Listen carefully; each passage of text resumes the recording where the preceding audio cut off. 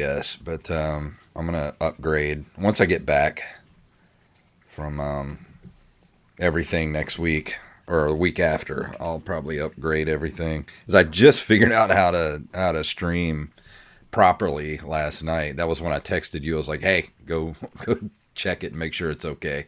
Yeah.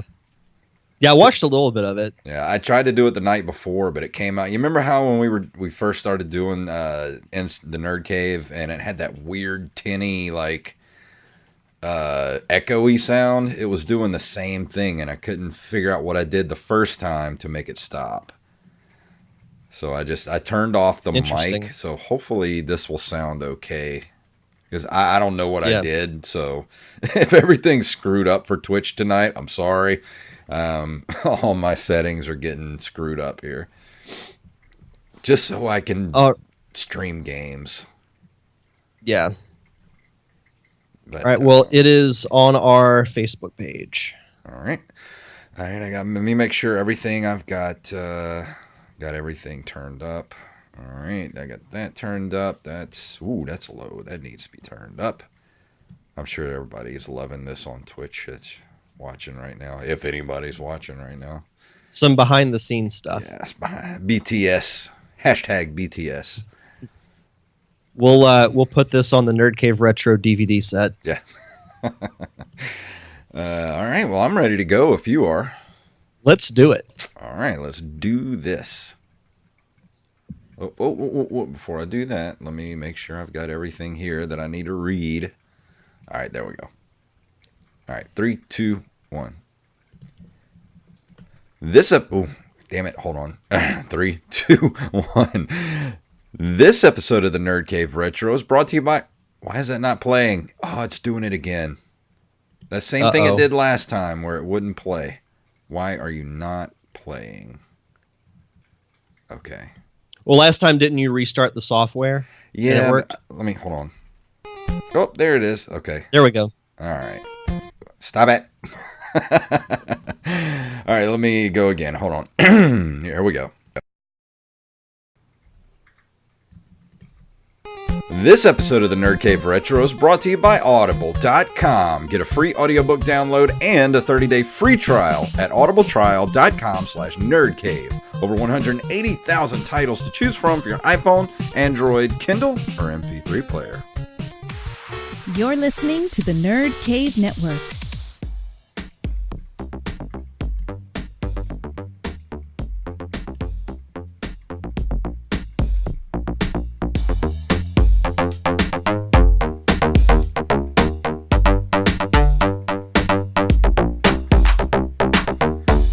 Greetings, programs, and welcome back to the Nerd Cave Retro Show. My name is Jason Robbins.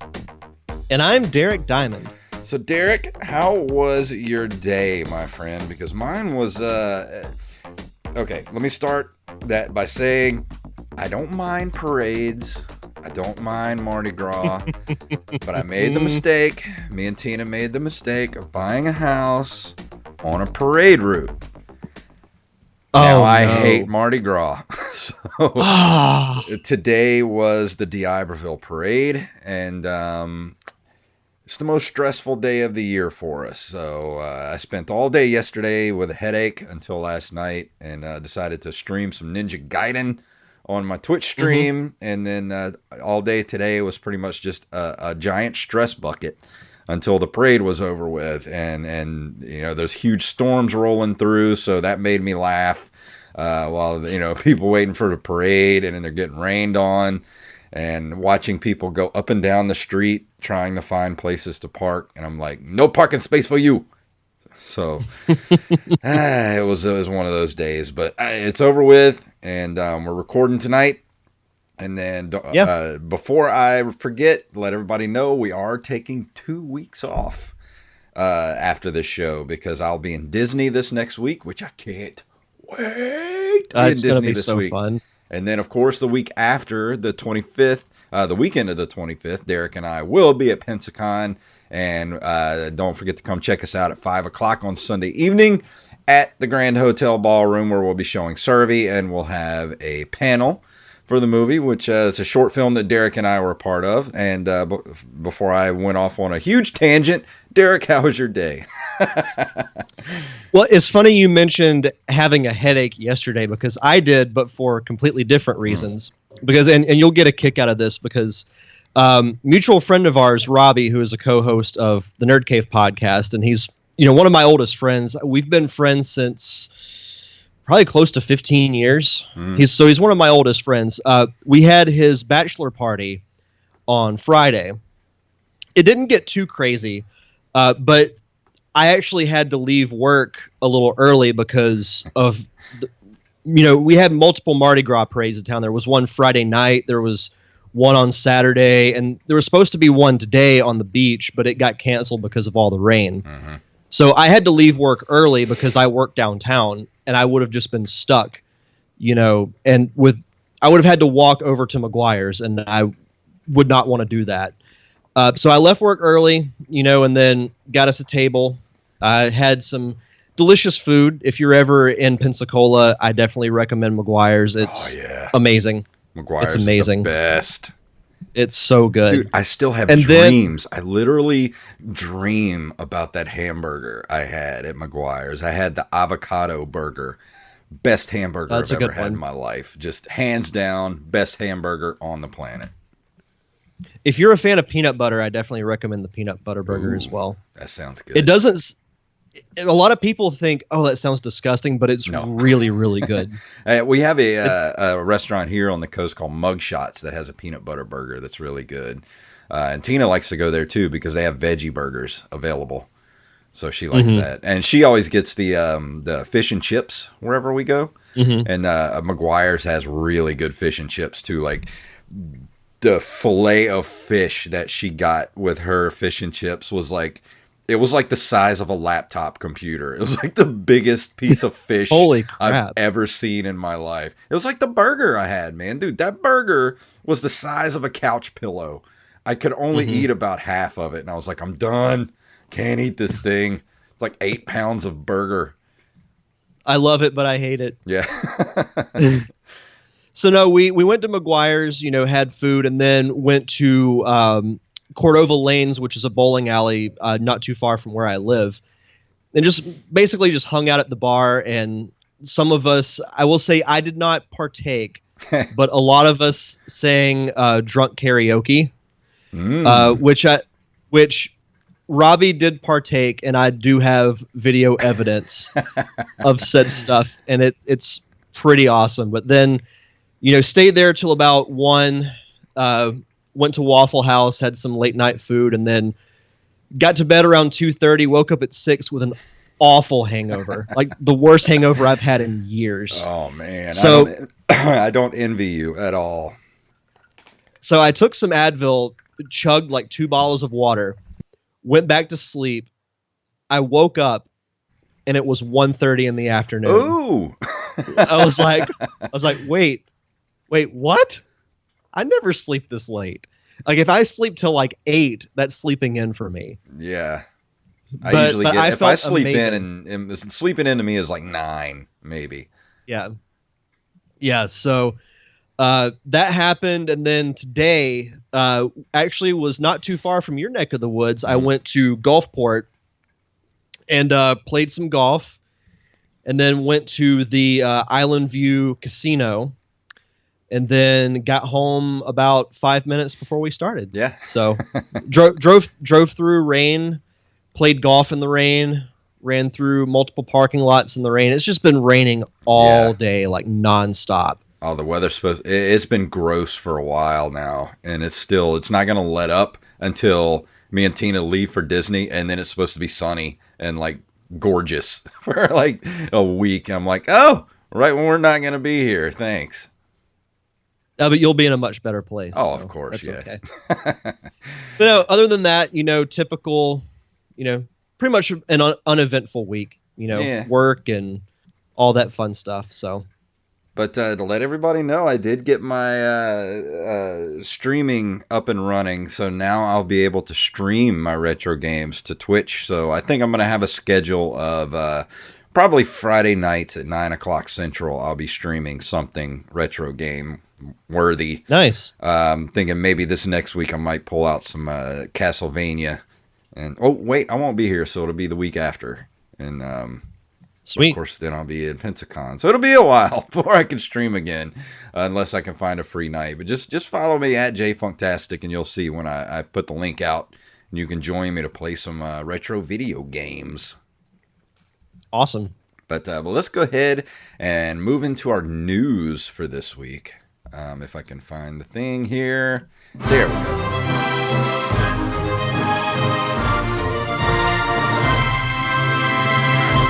So there's two stories here. A story that's been developing over the last few weeks.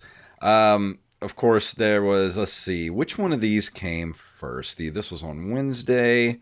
This one was on Friday. Okay, so on Wednesday, a story popped up on Nintendo Life. Billy Mitchell reacts to accusations of fake Donkey Kong high score. In quotes, I've never even played MAME, M-A-M-E, which is an emulator. Billy Mitchell is a famed name in the competitive gaming scene, of course. Let's see, blah, blah, blah. His achievement with setting the Donkey Kong high score has been called into question, with some accusing him of editing together the runs that he did in emulation software. Now he's come out with a response. I've never played MAME. I don't have MAME loaded in my home. The film footage that he has, that Jeremy, the initial accuser, has, shows MAME play.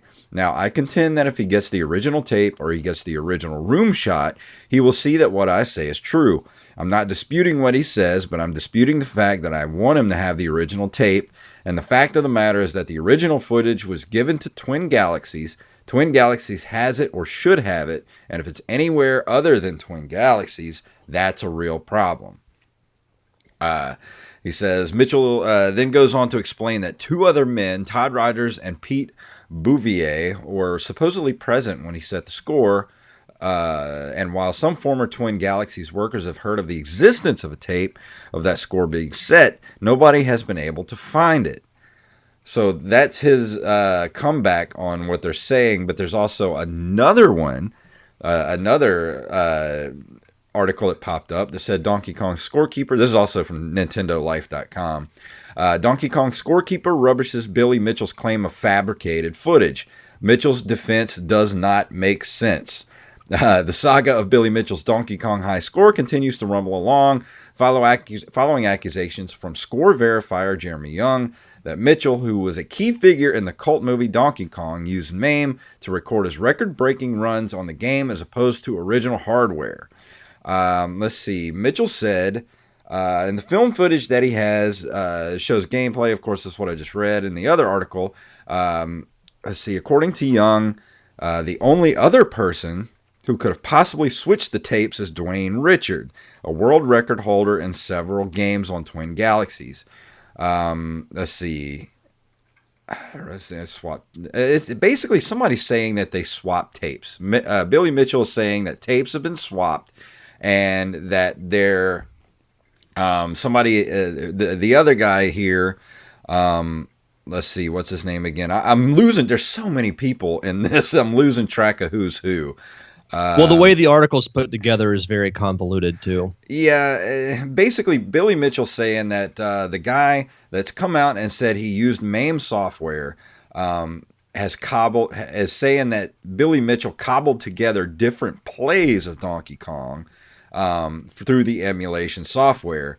But Billy Mitchell is saying that it's that someone has the original tape and that verifies what he did, but nobody knows who has the original tape.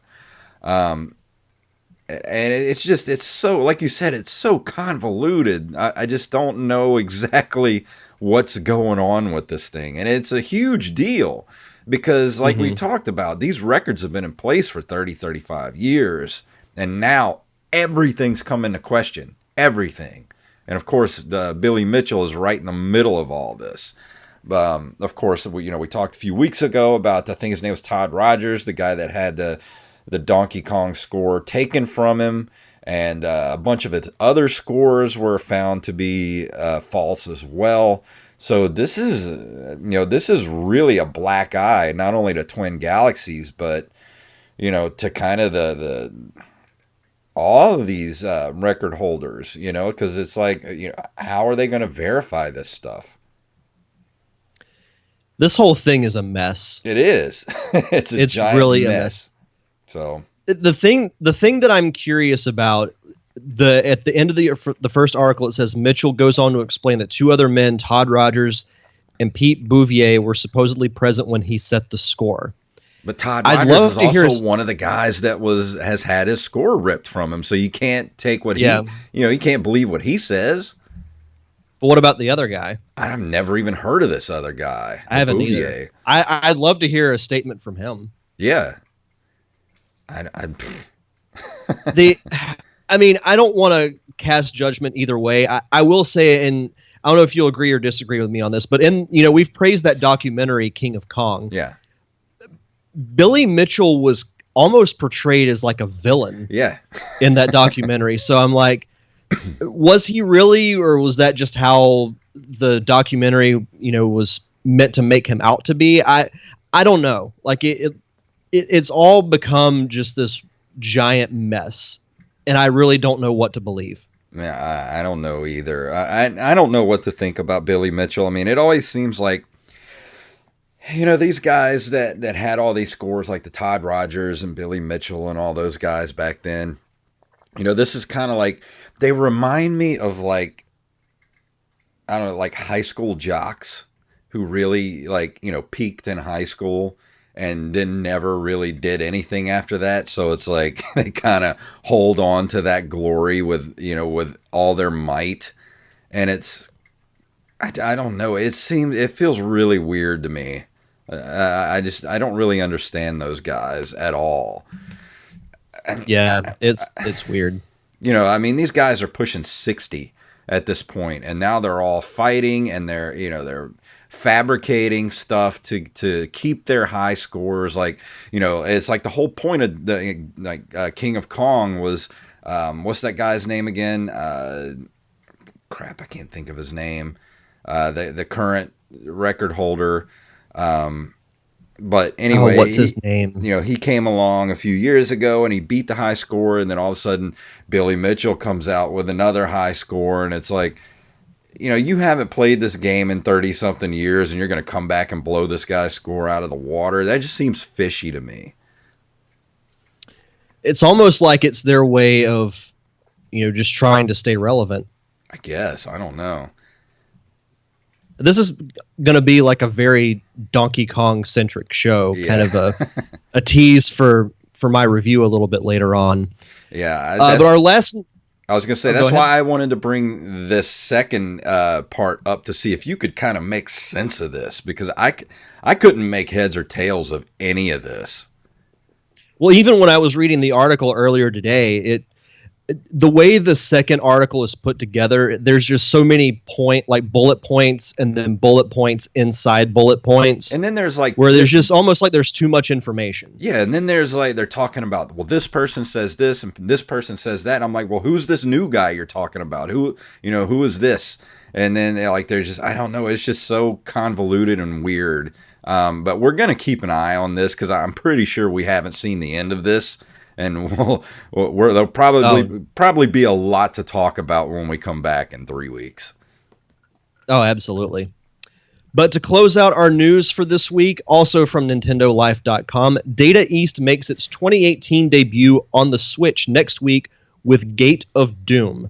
Retro gaming fans rejoice because next week we'll see Flying Tiger Entertainment joining Namco, Hamster, and Zero Div in the exclusive club of publishers bringing arcade game content to Nintendo's hybrid system.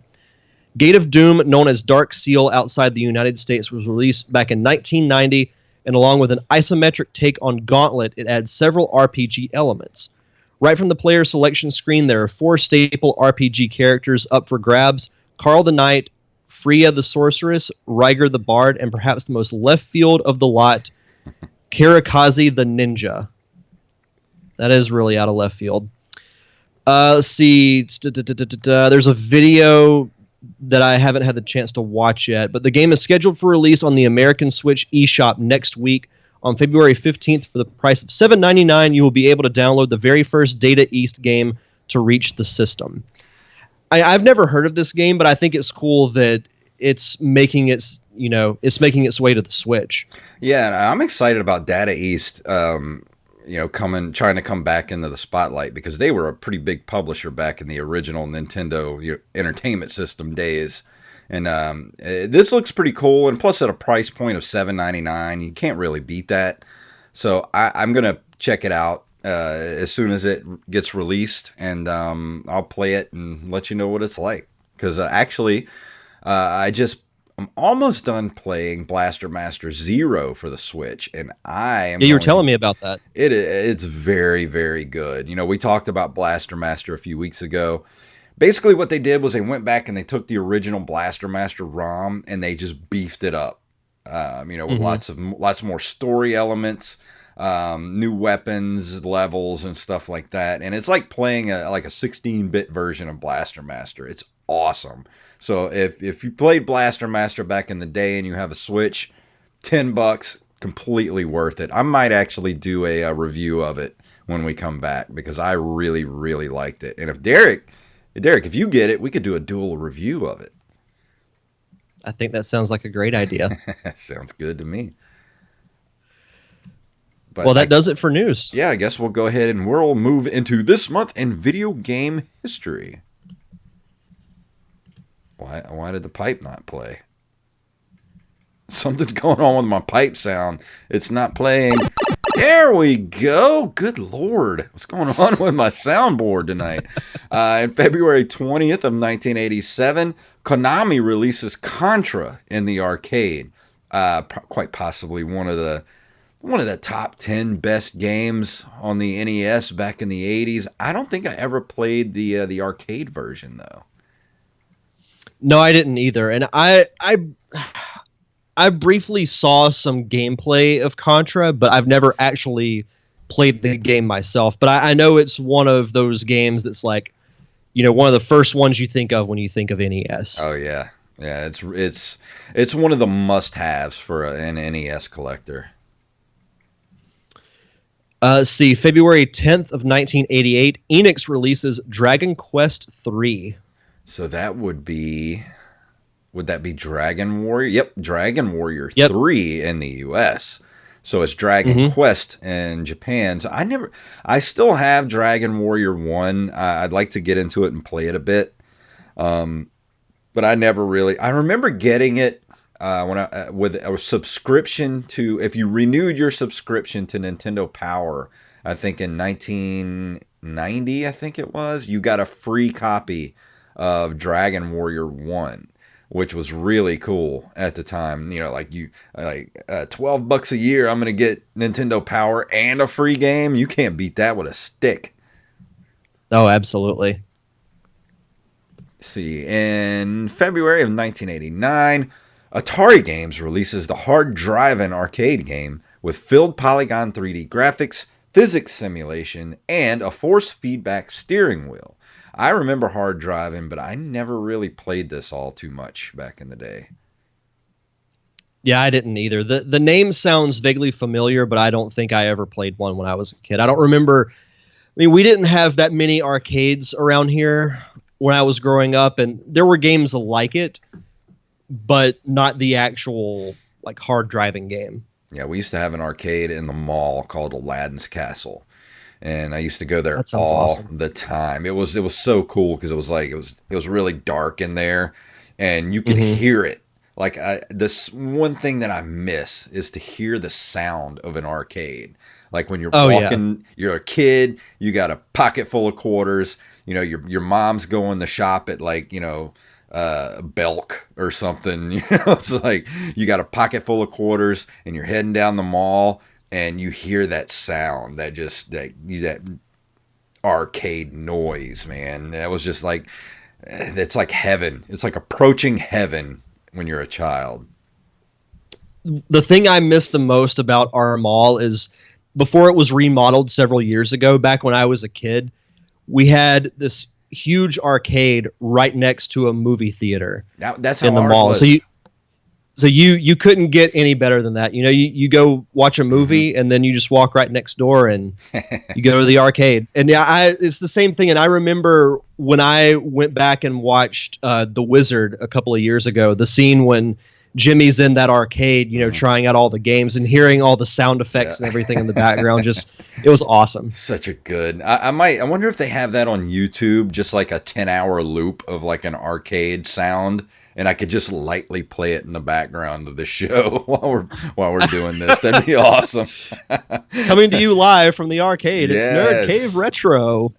In February 12th of 1990, Nintendo releases the NES game Super Mario Brothers 3. Speaking of the Wizard, that's where the Super Mario Brothers 3 reveal was made in 1989.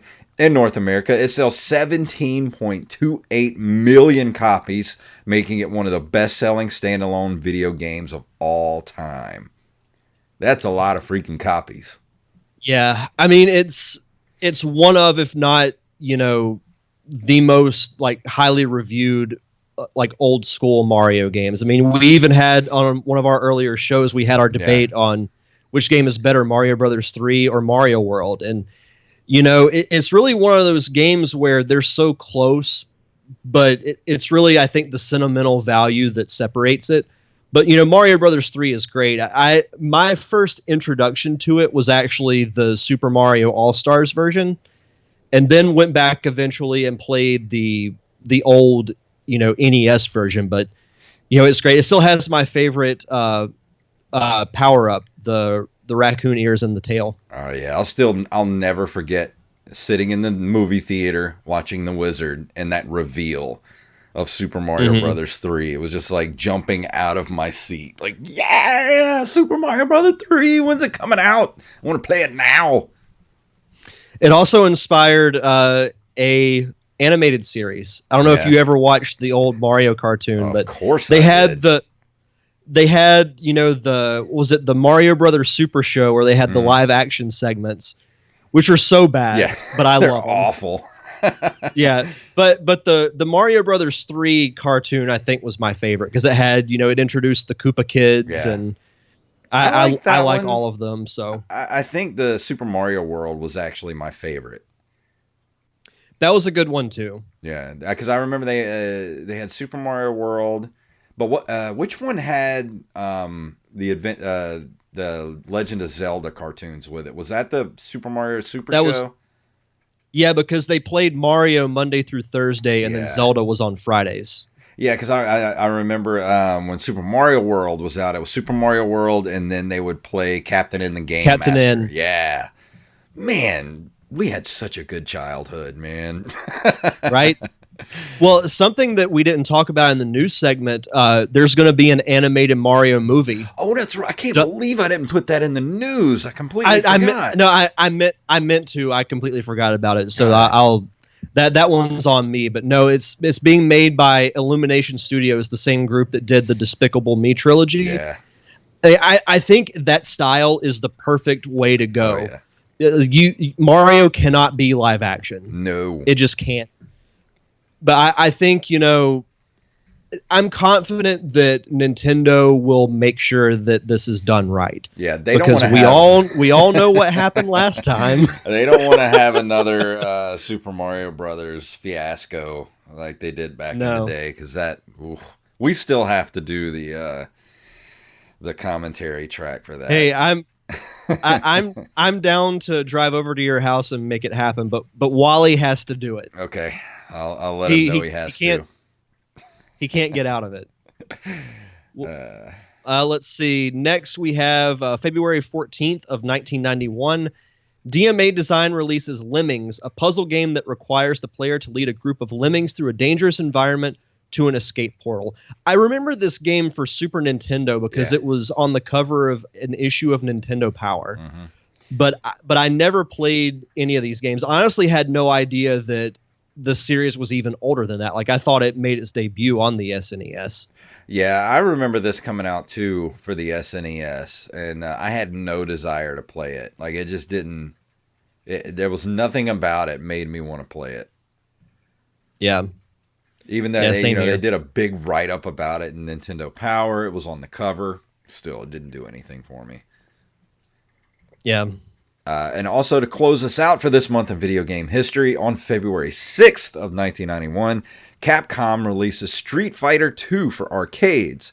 It becomes highly successful and is routinely listed as the grandfather of the fighting game genre.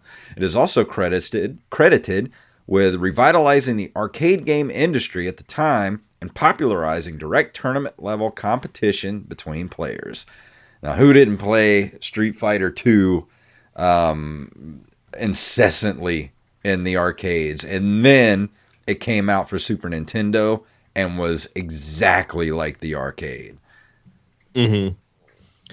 Yeah, I've mentioned this on the show before. I was more of a Mortal Kombat fan than Street Fighter, but I can't knock Street Fighter because it's, when it comes to fighting games, it's got to be up there, right at the top. Oh yeah, It's just so iconic, and the graphics still hold up to this day. Like, it's the perfect looking Super Nintendo game. People are still playing it to this day, in competition. So, I mean, you're talking about a good lord, like a almost 30-year-old game at this point.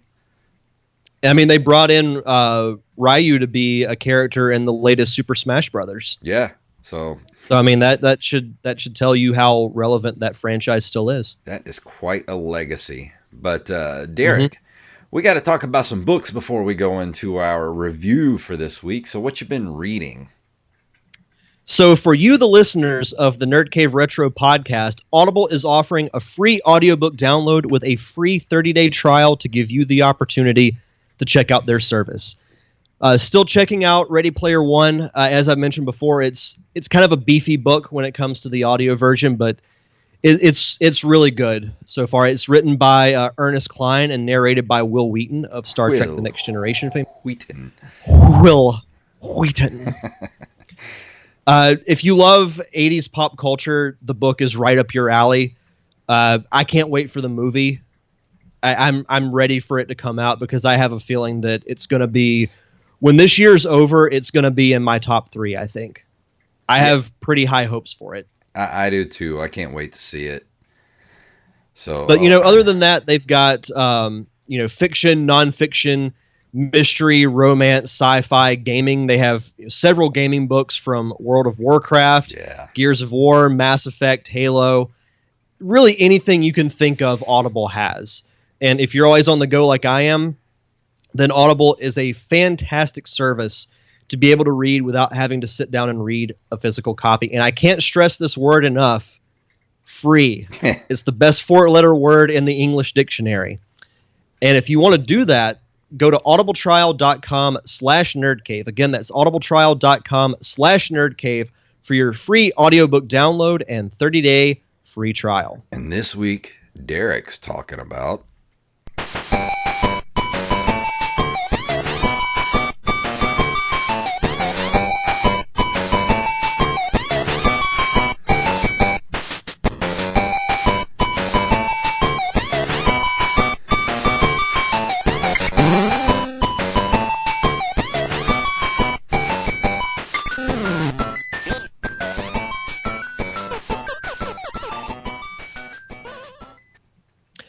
That's a pretty fantastic little jingle. Yeah, it is. Yeah, it's quite catchy. I completely forgot about it until I started playing this game again. But this week, I am going to be reviewing Donkey Kong for the Game Boy. This game was released in 1994. It's a platform game developed by Nintendo for the Game Boy handheld video game system, also known as the Giant Gray Brick. It's loosely based on the 1981 arcade game of the same name and its sequel, Donkey Kong Jr. The game was known under the working title Donkey Kong 94 before the release date. And I've learned through looking up more information about this game that's commonly what it's called is Donkey Kong 94. Yeah. So to explain how this game works, it starts out just like the iconic arcade game from the early 80s. You go through the construction levels to try and rescue Pauline from Donkey Kong. Well, after you beat the 4th level, where you cause the platforms to drop, and then Donkey Kong falls, lands on his head, and Mario and Pauline walk together, and the heart comes up, and that's the end of the game. Except for the Game Boy version, Donkey Kong wakes up, breaks the platform they're on, grabs Pauline, and runs off. From there, you go through over 100 individual levels Wow. of chasing after Donkey Kong. And it introduces, some cool elements, like Mario can do backflips and somersaults, handstands, kind of stuff that was also incorporated into like Mario 64, Galaxy, and some of the other games that actually, I think, might have made its first appearance in this game. But what you do through these individual levels, so you go from the classic Donkey Kong to, say, the city, and the city has 8 different levels. And what you have to do is you find a key that's on the map, and you have to open this locked door to proceed to the next level. And different, enemies and obstacles are introduced, and they get harder throughout the game. And then I think every 4th level you fight Donkey Kong. You go from, cities to and fighting on an airplane to ancient Egypt, a jungle. There's a huge variety of of worlds in this game, and that to me is a staple of the Mario franchise. When you have that's why I think like games like Mario 64 and Odyssey were so much more successful than like your Galaxy or your Mario Sunshine, because Mario Sunshine was based around one theme, like a tropical island. Galaxy just all takes place in space. So having the variety is really cool. And to tell you a little bit about the gameplay, Donkey Kong begins with the 4 levels found in the original arcade game, etc., etc. Donkey Kong revives, grabs Pauline, and takes off with her, with Mario giving chase. The player is then presented with 97 additional stages spanning 9 worlds for a total of 101 stages, with the very last one a fight against a mutated, larger Donkey Kong, which frustrated me so much as a kid. So did this game have a password system, or did it have a save feature? That's a lot of stages. Feature. Good Lord, it had a save feature. 101 stages? That's a lot. Yeah, it's. I forgot how long this game was until I was thinking about it a couple of weeks ago, and I was like, I wonder if this is on the 3DS Virtual Console, which of course it is. Because this was a game, I haven't played it since, the mid-90s when it came out, but I remember really liking it because it's kind of a mix of the classic Donkey Kong. It's got a little bit of Mario Brothers 2 because you can pick up enemies and throw them to kill others. And, it's got a little bit of a puzzle system as well. Excuse me. So, let's see.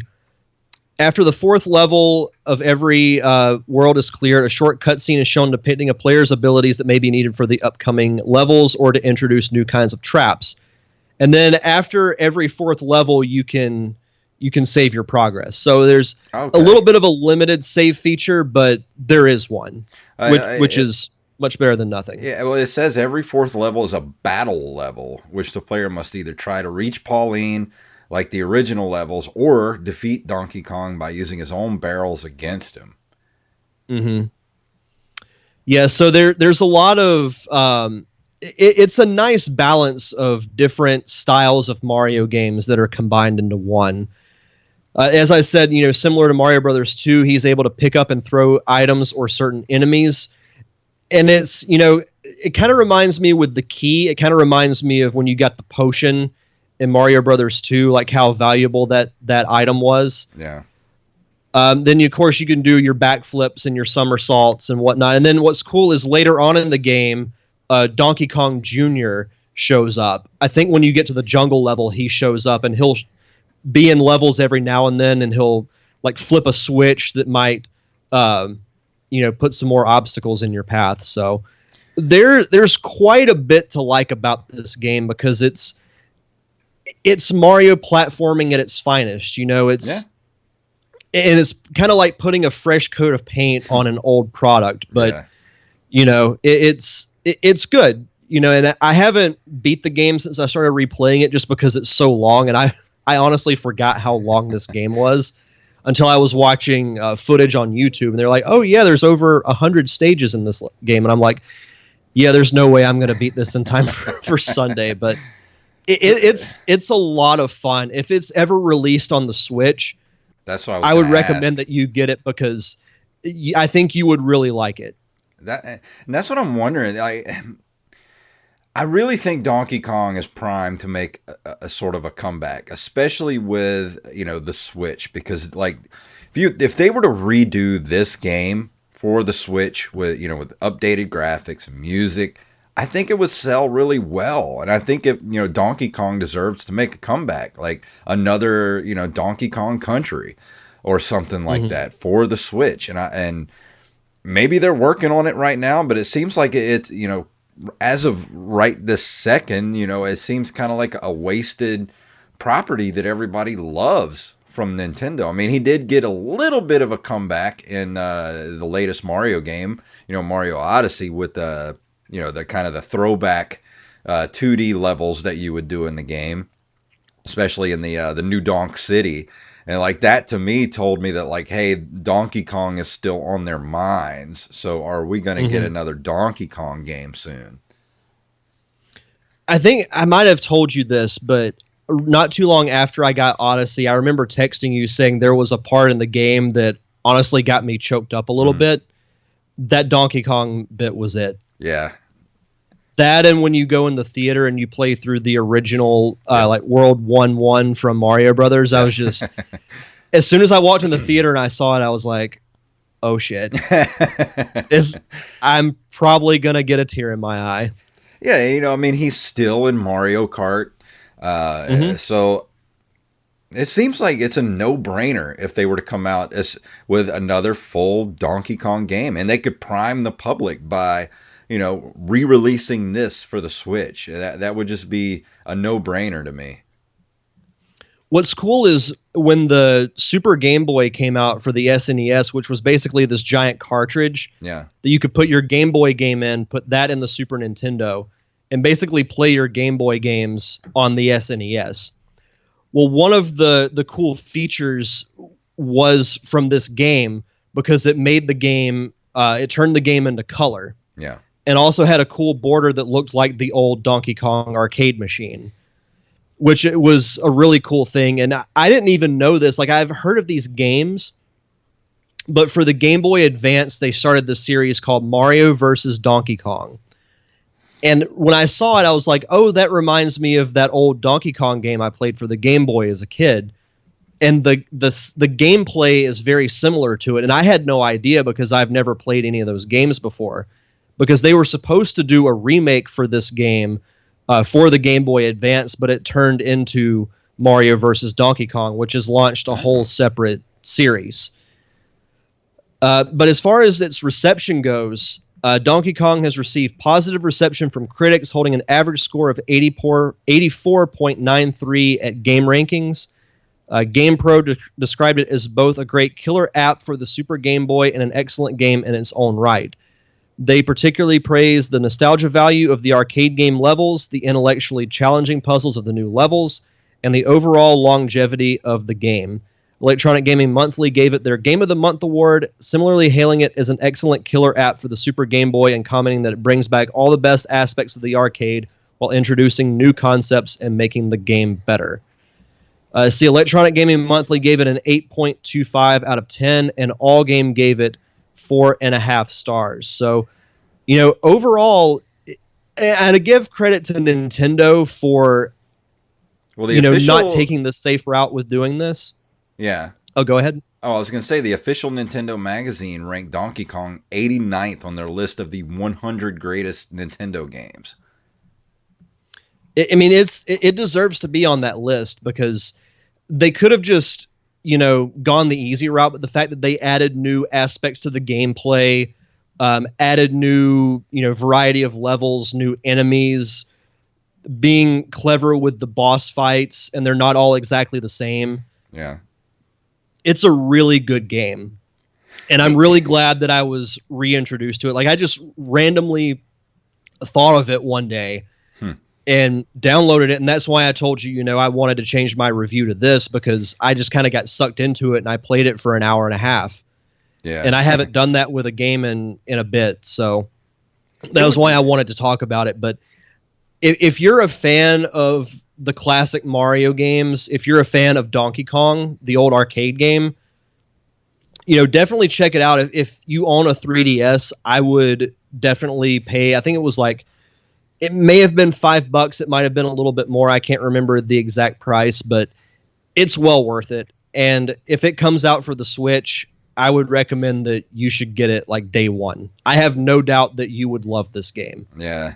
And I still hold to the fact that the Nintendo Switch, even though it's not as powerful, as an Xbox One X or PlayStation 4, it's the best piece of hardware I've bought in probably almost a decade. And with it being portable like it is, and it's a hybrid console. You play it on your TV or you play it on the go. And games like this, especially old Game Boy games like this, throw a new coat of paint on these old games, beef it up for, the Switch. They could make so much more money off of these old titles like this by throwing them on the Switch. And the Switch, when the Switch Online launches later this year, it would do Nintendo good to go back and release some of this older retro stuff. Feed the retro market while it's there. People always nostalgic for Nintendo stuff. Put all this old stuff on the Switch and I'll be happy, Yeah. Like if I could just go on the Nintendo Switch Online and pick up this, or, the original Metroid, or hell, Star Tropics, or just anything. Just go on and, give me like old Super Nintendo games that I can just pop on the Switch, for $5 and play, Legend of the Mystical Ninja while I'm on a plane. That'd be awesome. And it's the perfect console to do that. So Nintendo they're leaving money on the table right now. Like, just give us the stuff and we will pay for it. We've proven that we'll pay for it with the Super Nintendo Classic and the Nintendo Classic. We will pay for this old stuff still. So just give it to us in this form too. Please, Nintendo, we love you. And I don't understand why you hate making money. No, absolutely. But as far as a number ranking for this game, I would give it a solid 9 out of 10. Like it's really that good. Like it really captures the nostalgia of classic Mario while adding new elements that make it feel fresh. Yeah. So I recommend, like I said, anybody who has a 3DS, go on the eShop and get it. And hopefully they release this game for the Switch when they launch their online service later this year. Awesome. And I kind of feel the same way about Blaster Master Zero for the Switch. And that's why, I really want them to beef up this old stuff, because you can take an old game like Blaster Master, take the original ROMs, beef it up, give it some more story elements, give it a nice coat of paint, and I'll give you $10 for it, and it's great. Like, dude, I've put 7. It tells you how long you've been playing the game. I've put almost 8 hours into it at this point. And last night, I got to the final boss, and I had to stop because I had to go to bed. So later on tonight, I'm going to try to finish the game. But as far as I know, the final boss has at least 2 phases, and I'm stuck in the second phase right now because it's one of those games where, I'm at the final boss and I blow all of my special weapons trying to get through the first phase, and then he goes into the second phase and I have nothing left. I'm like, God, how am I supposed to get through this? So I got to come up with a new strategy to get through that first phase and try to conserve some of my special weapons. And I'll let you know. Hopefully I can finish the game. Hopefully I can finish it soon, and I'm gonna make you buy it for the Switch so that we can do a dual review, because it is really, really good. As soon as I buy it, I'll I'll snap a picture and send it to you. I'm telling you, it's awesome. If you're listening to this show and you love retro games and you have a Switch, it's $10 for Blaster Master Zero, and it's like a complete nostalgia trip. Like when I play the game, I feel like I'm 10 years old again, and it's probably the best purchase I've made so far on the Switch. And that's saying a lot because I got Zelda Breath of the Wild, Mario Odyssey, and Mario 8, and I'm like, I'll probably put as much time in the Blaster Master as I have, like more time in that than I did in Mario Odyssey. Wow. Now, do you get to revisit Bartertown? Well, let me... Master Blaster runs Bartertown. That's who runs Bartertown. Yes. I put you on the spot there, but I was hoping you still had that sound. I know. Right. I was like, do I still have it? Yeah, I do. Tell me one more time. Master Blaster runs Bartertown. That's right. And if we do a dual review, you know I'm going to play that like 20 times. So. Oh, for sure. But yeah, like I said, don't forget everybody, we are going to be off for 2 weeks, and we apologize for that, but we have life stuff going on. Like I said, I'll be in Disney this week, but me and Derek will both be together at Pensacon if you're in the Pensacola area on February 23rd through 25th. Well, maybe we can try to squeeze in like maybe a mini episode or something. We'll talk about it, and we'll try and figure something out. Yeah, that'd be nice if we could do something from Pensacon. And, if you miss us that bad, go back and listen to some of the archive shows. You can go back and listen to the first couple episodes, and I guarantee it'd be like listening to a new show all over again because you'll have forgotten what we talked about. Yeah. And when you've got our other shows too, you've got the Derek Diamond Experience you can go listen to. You got the Pop Culture Palette you can go listen to. So Derek, tell them what you've been up to on the Derek Diamond Experience the last few weeks. Yes, so a couple of weeks ago, I did a cool Facebook Live episode talking about the film Cornbread Cosa Nostra, which you were a part of. Yes. Talked with director Travis Mills and a few of the cast members. Haven't released the audio version yet. I'm kind of saving that for a rainy day. But the video version is on my Facebook Live page, facebook.com/DDiamondPodcast. As far as the audio version, last week I released my interview with Eddie McClintock, star of the sci-fi show Warehouse 13, also upcoming Pensacon guest. And speaking of Pensacon, this week I'll be chatting with the front office of Pensacon, Mike Inslee, Steve Wise, Kat Bishop, and Georgia Bielich. Nice. Talking about like how Pensacon was formed, some of their horror stories, which are pretty fantastic to hear, and of course talking about this year's convention. So that'll be out this Thursday on iTunes, Spotify, and all podcasting services. And of course, go check out the Pop Culture Palette as well at PCP Show and PCPRadio.com. The last episode we talked about is the overly sensitive culture we seem to be in right now. Is it killing comedy? Or is it bad for comedy? So we had a long discussion about that. And also the last month's Patreon episode, if you're a Patreon subscriber or want to be a Patreon subscriber, $1 a month gets you access to our extra shows.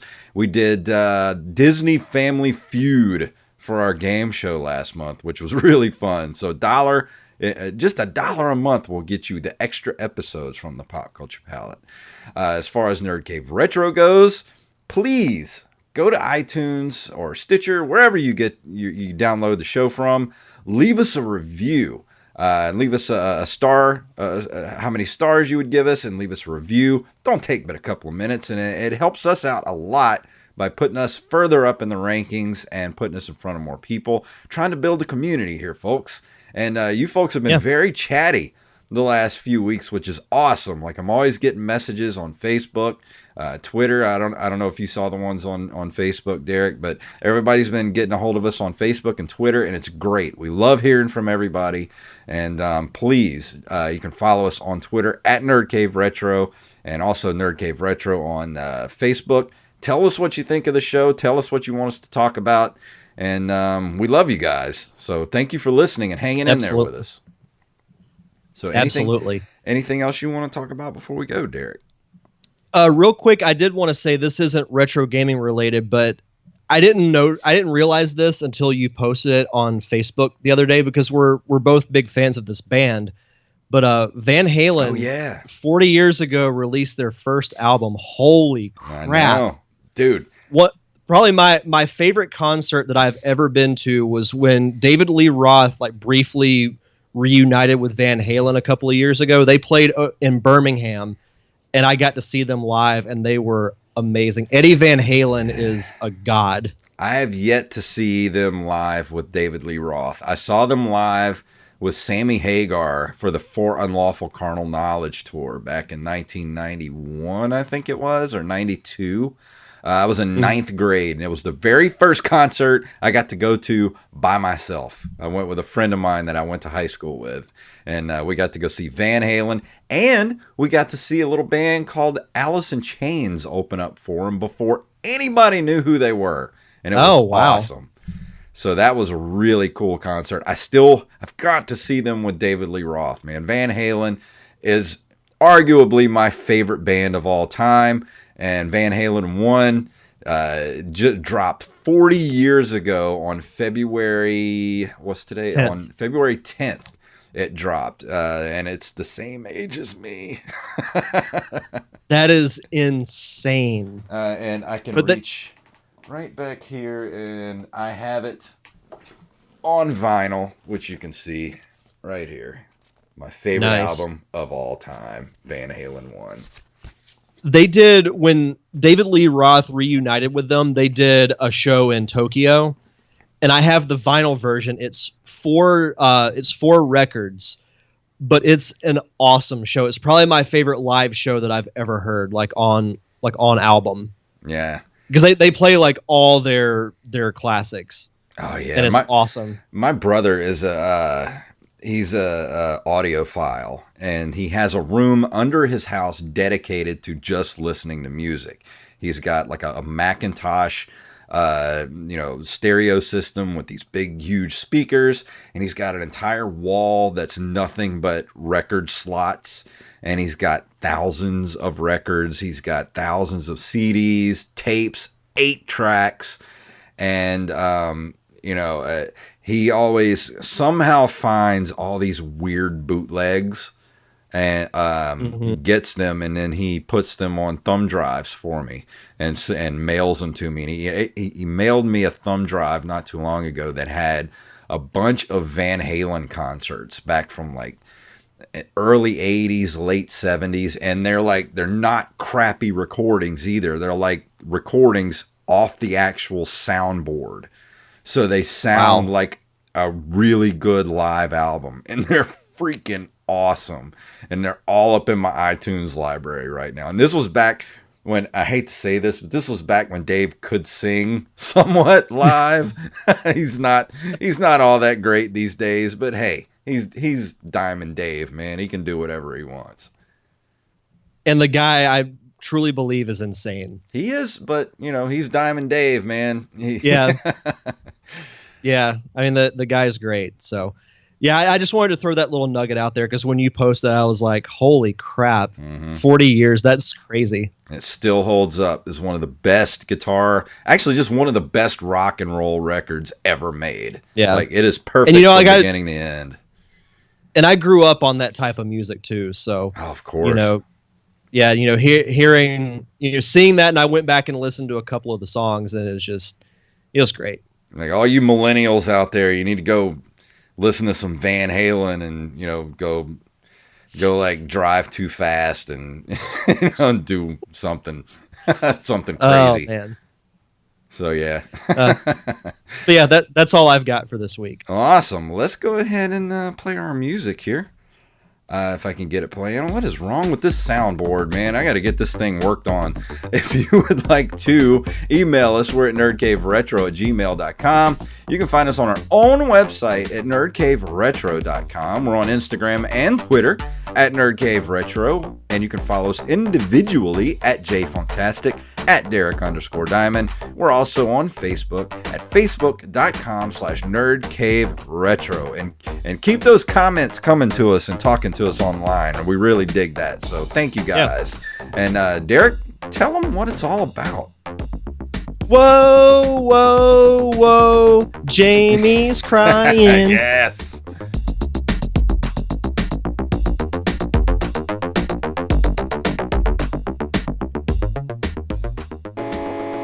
You've been listening to a Nerd Cave Network production. Running with the devil. Down. That's such a good album. That was good. I'm not gonna lie, half the reason I brought up Van Halen was just so I could end the show with that line. Well, thank you guys for joining us on Twitch. And when this goes up later on YouTube, we will see you guys in 3 weeks. Bye.